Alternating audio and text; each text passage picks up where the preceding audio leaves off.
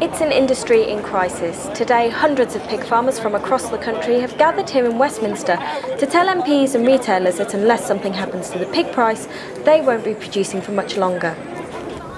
Pig farmers have been losing money since the beginning of August due to the huge increase in the cost of cereals. And we aren't getting a return from the marketplace. So we've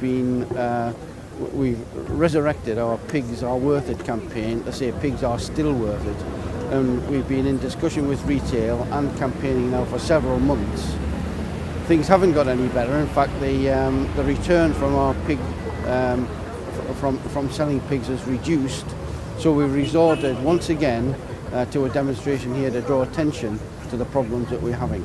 Prices are so bad, some pig producers have already been forced out of business, while others say they won't be able to hold out much longer unless prices improve. Our feed costs have risen by 70%. Our end retail cost or value has dropped by 15%.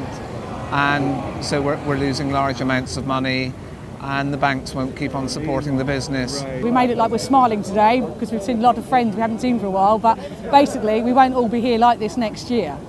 There'll be lots of fewer faces. I was just talking to some of these pig farmers here, you know, they're losing £20 a pig. I mean, it's completely unsustainable.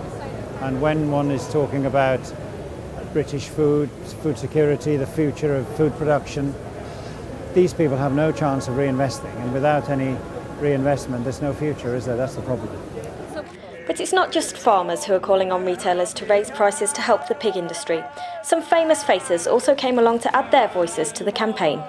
And I think if people knew that the average farmer was losing £20 on every pig that he produced, and if people knew that the supermarkets, meantime, were making £16 million a week on mainly imported pork, I think they would share the view that it's time that the supermarkets honoured the commitment that they made way back in 2007, 2008, but they haven't done it. Gradually it's slipped. All the farmers are wanting is an extra 30 pence per kilo. It's not a lot, and I personally have faith in the British consumer, and I think that they will be prepared to pay that if they knew the facts. Sausages. Pig farmers hope consumers' support for British pork will be enough to force retailers to pay a fairer price.